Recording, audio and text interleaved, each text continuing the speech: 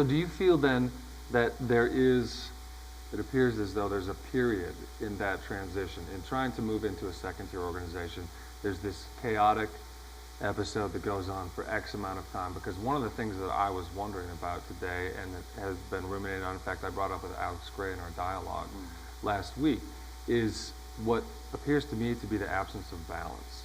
Not just in my life, and ironically, getting into the integral transformative game, that this intense, accelerated movement in all of these directions almost feels like vertigo a lot of the time.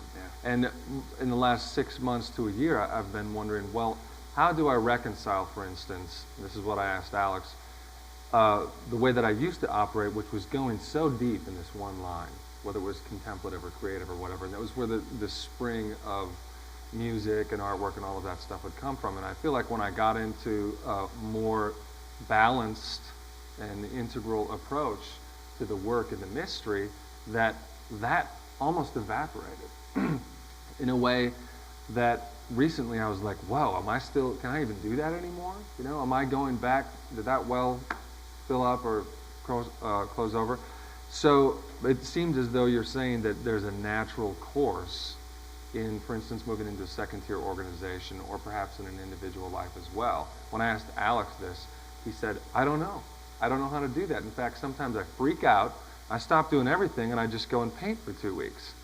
And that's not balanced or integral or whatever, but it is digging deep in that one line. So where, and I have to imagine that digging deep in one line is not necessarily not integral. I mean, integral just means you're integrally informed about all these things. You're allowed to specialize and focus and even narrow your attention as long as it's within a framework that includes these other endeavors. Yes. It does feel, though, sometimes when I've fully delve into that and let it go as long as it wants, that it happens almost at the exclusion, not that I'm no longer conscious or aware of, but in terms of an engagement. That's okay. That's still okay. Sure. So that plus the period of the chaos where many people in the community feel like they're going crazy and that it's not balanced, but it is going toward this, ideally, Shangri-La of the second tier. Well, keep in mind, too, that it's not like, I mean, this is where, obviously you have to be very careful when you're talking about anything that appears to be elitism. But on the other hand, you really can't avoid the fact that some of these things are elite. But we qualify it very, very quickly. It's an elitism to which all are invited. So it's no more than saying somebody understands integral calculus, or somebody understands differential math, or somebody understands how to do Vipassana. That's an elitism in the sense it's a technique that has to be learned. So it's not a put down, and we're not saying that only some people can be this and others can't.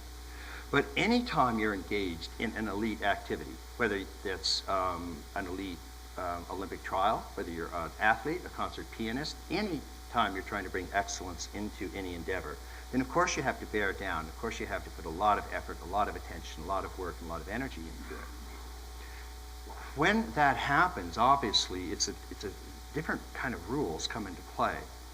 Now, we have an even further burden, which is that any time you are, in some sense, working with a leading edge of growth and development, again, it can be in any area. So it's not that there are millions of people that are pushing the edge and pushing the envelope in their own areas. But when we're doing it in consciousness, growth, and development, there are no precedents for this. This hasn't been done before. So it's not like there are a bunch of second-tier organizations out there and we're trying to create another one. That's an entirely different kind of, that would still be hard. But there aren't any out there. That this just hasn't really been done before. So we're doing something that we have no way to gauge whether we're doing it right or not. And so that's what makes it really interesting. Because usually you just don't have any compass points that you can judge. So what you have to do is you really just, it's more like you're parachuting down and doing something for the first time. And that's where you really can be very almost psychosis-inducing. So that's why you need Sangha. That's why you need a whole group of people who are checking this thing out. So you can at least make sure that you're collectively hallucinating. Right. That way you don't feel so alone when you go over the edge. And they have a whole wing of the local mental institution for you and your friends, not just isolated beds around the place. But it's very, very hard doing that. But that's really what we are trying to do, and I think that's why classically now it's just there are no rules for this. We do the best we can. We move very, very fast. You also, since learning is trial and error, you really have to be able to say, okay, let's try this, let's try this. No, it didn't work. Okay, let's try this, let's try. Oh, it didn't work. Okay, let's try this. And that's sort of this whole period. But I've seen even in the past, I would say 2 years, what we've learned and how we know how to do this is actually coming along really well. And every time you learn something and it hooks up with reality in a way that gets traction, it's very like those roulette wheels, you know, with like 4 lemons. Let's not say lemons. 4 cherries. And once one slots into place, it's there. And then you have to figure that, and then when it slots into place, and then it slots into place, and this slots into place, and then you get the jackpot. So we are kind of doing that, and some of these things are slotting into place. And once that happens, you can sort of count on it. But until then, it's really free-for-all. Mm-hmm. That's the fun, and that's the nightmare of doing something that's pioneering.